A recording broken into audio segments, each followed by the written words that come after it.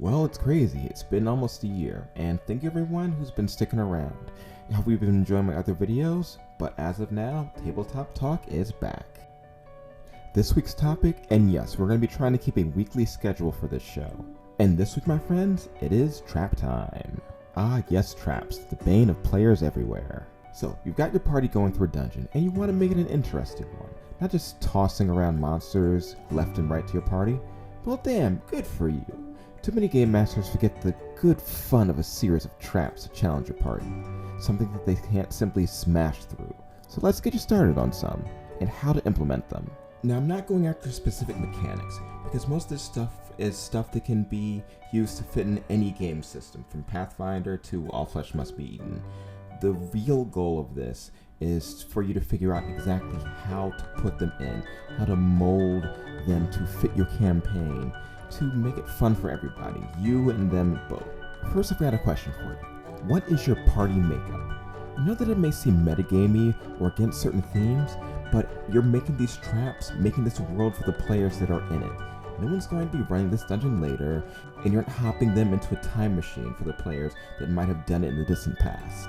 And I really have to inform you that just taking a random set of traps and circumstances and tossing them at the wrong party makeup can lead to two really bad things. Problem 1, your party can trivialize them to the point of them not even existing. Or problem 2, they can be impossible for your party to navigate with their current abilities. The goal is to make the traps fun but difficult. Failure is possible but not assured. Success is possible but not guaranteed. So with party makeup, look to see who's in the group that you're running. Are they the type to rush forward into things, looking at their strength or combat ability to see them through?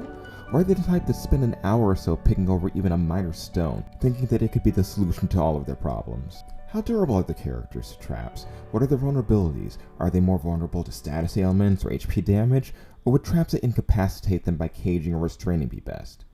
Make traps for the party, not just one individual character. And that will save you from the rogue just rushing out and disarming everything so that nothing matters. Step 1. Trap location and visibility. As was mentioned before, certain groups are going to approach areas differently, so you've got to decide just where to place these traps. Here are a couple of styles: big and open or small and secluded. Big and open style traps are those that are obvious. They focus more upon the group problem solving something. Think Indiana Jones or the Goonies. These are traps that aren't about discovering them, they're about overcoming them. In fact, I highly recommend such traps be known to the players long before they arrive at the place.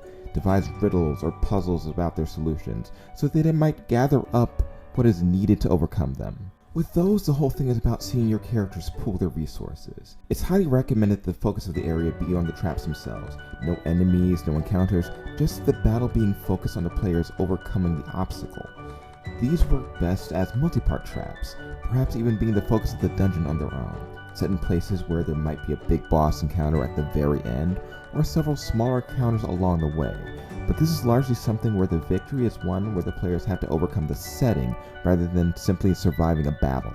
Strength, speed, intellect, all of them should work together. A suggestion that no one person can overcome this trap. Perhaps characters need to be in separate areas, unlocking things at the same time and place. Places where magic is unusable for certain parts of the trap. But always be careful not to fall into the creative trap of just turning off magic from the get-go, because that really isn't fun for your casters in the party. Your players are informed of a place where treasure or information important to their current goals reside. Entice them there some way. It's not quite important exactly how for what we're doing right now. The main thing is to have them enter at their own accord. Have something enticing for them there. As for the other types of traps, the smaller ones, the ones that you do want hidden, that's pretty easy. You use those to block off treasures. Use those as little things to keep your party on their toes. These are things like pit traps. These are things like putting mimics inside of a treasure room. These are the things that you use to spice up a regular dungeon. They should be something that flavors the combat that's going to constantly be going on, to sometimes add a sense of urgency to that any door could be not quite as safe as you think it is.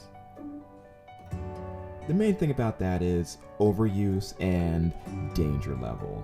These types of traps should never be one-shot kills. They should be dangerous, but I feel that lethality for them is something that should really be at the rarest circumstances. No one wants to die to just a regular door opening up and, oh no, I missed a check, everyone's dead. So these are primarily tips on how to utilize traps in a setting, because the types specifically of the traps aren't really as important as what they add to your game.